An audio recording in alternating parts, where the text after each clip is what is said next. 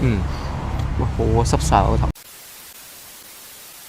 大家好，我係歡迎到90後生活投資頻道，我係史蒂夫，我大夫。咁啊，最近睇新聞咧就見到越嚟越多嘅有錢人啊，咁啊世界各地咧就嚟咗新加坡嘅。好似有好多呢個家族嘅辦公室啊，喺新加坡開咗啊。同以前嘅數據比較咧，其實嗰個數量係多咗好多，真係。冇錯啊。咁有啲咧就喺香港咧就移出，就入咗嚟新加坡啦。係啦，咁今日咧想講下究竟啊有錢人嚟咗新加坡之後咧，對新加坡係好啊定係壞嘅咧？我覺得好嘅方面係其實大部分咧，佢哋都係啲企業家嚟嘅。咁所以佢哋唔係淨係話帶錢入嚟新加坡咁簡單啦。其實可能同時都會帶好多佢哋嘅技術啊，或者係資金啊嚟新加坡開公司啦。冇錯。所以其實我覺得見到新加坡呢兩年係多咗好多嗰啲 startup 啊，真係啲新創嘅公司。咁如果新加坡有咁多新創公司有咩好處？咁第一就係令個產業更加多元化啦。咁第二個就好似就係令新加坡可能會成為另一個科技嘅盒啦，或者培養出啲新嘅獨角獸企業咁樣嘅。係啦，咁其實除咗呢個科技行業之外，其他行業嘅一啲有錢人咧都移民咗嚟新加坡嘅。咁呢啲人咧，除咗帶技術過嚟啦，啱先提到都會多元化咗新加坡嘅經濟啦。咁當譬如可能 Covid 有嚟嘅時候，或者係譬如其他經濟問題再出現嘅時候咧，都唔使咁擔心，因為比較多元化嘅經濟結構嘅話咧，嗰個 damage 都會少啲嘅。咁一個最明顯嘅例子係呢個 Dyson 啊，其實佢係將總部移咗去新加坡啦，係咪先？咁大家可能諗唔到當時點解會移新加坡嘅咧？咁係咪先？咁其實呢件事都真係對新加坡嚟講幾重要一件事。你見到其實連一啲咁知名嘅公司啊，都會揀新加坡做一個headquarter，其實係一件幾了不起嘅事情。好啦，咁第二個好處咧就係更加多嘅就業機會啦，係咪？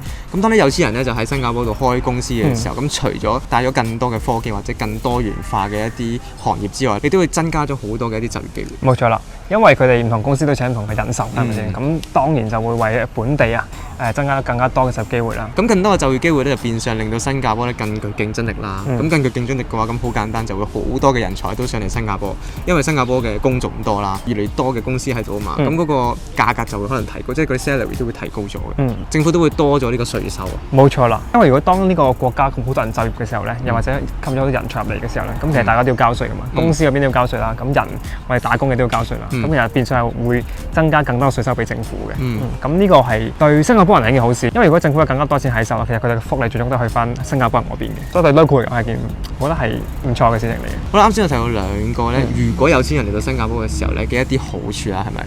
咁當然都有壞處嘅。冇錯。係啦，咁第一個壞處就好簡單，就見到樓價問題啦。係啦。咁可能某啲奢侈品啊，或者係樓咧，即係可能比較別墅等等嘅樓咧，就會令到佢哋嘅樓價越嚟越高嘅。咁其實政府之前都將呢個外國人置業嘅一個印花稅加到60%啦，係咪先？呢個 percentage 都係幾瘋狂啊！60%我哋諗下，你買一層樓，如果你外國人嘅話係交多60%嘅稅，咁其實都係一件幾阻嚇性嘅事情嚟嘅。但係咧，就算加完之後咧，都係見到有好多人嚟新加坡買樓嘅。我諗因為係社會動盪啦，一嚟，二嚟咧就係新加坡嘅稅真係，即係如果講翻 income tax 啊、corporate tax 咧，都係非常之低嘅，因為長遠嚟講就比較平啊嘛，因為買樓可能買一次啫嘛，係啦。但係如果你話長遠留喺度嘅話，咁可能都係慳咗啲 income tax 或者 corporate tax 嘅。咁但係變相嚟講就會推高翻本地嘅樓價咯。咁其實係咯。其實大家都見到本地樓價真係越嚟越高，甚至乎樓價已經係全亞太區第一名㗎啦，已經超過咗香港㗎啦。當然有部分原因係因為有加息啦，咁其實但係另一部分原因就係可能真係有好多有錢人啊，佢哋有買好多嘅樓，咁就會推高咗某部分嘅樓價。係啦，同埋因為有錢人嚟到啦，咁除咗有錢人之後，仲有人才啊嘛。人才嚟嘅話，咁就嗰個剛性需求就越嚟越高。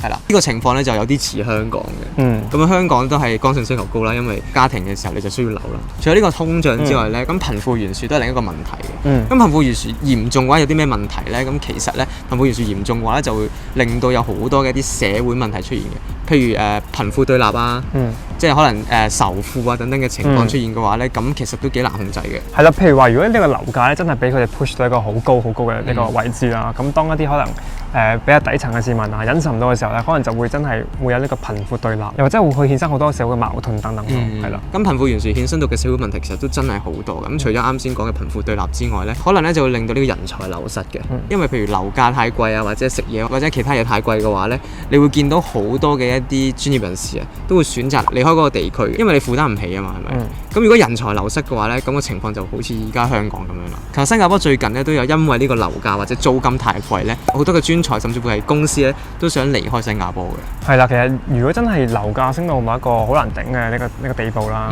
租金可能已經佔咗你人工好大部分嘅時候，咁其實好多人會諗去其他地方，譬如話可能中東嘅杜拜啊，其他金融中心啊等等去揾其他機會咯。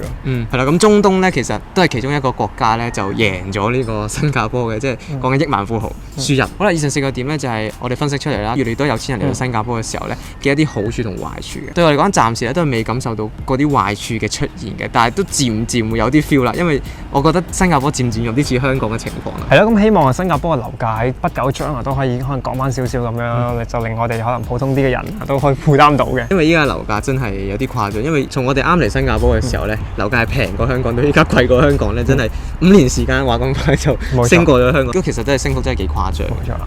好啦，今日影片就嚟呢度啦。唔知大家係覺得有錢人嚟到新加坡嘅時候咧，對新加坡係好啊定係壞咧，都可以 comment 話俾佢聽嘅。咁呢條片我記住啦 ，like 啦、share 同埋 subscribe 我 channel 啦。我哋下次見，拜拜。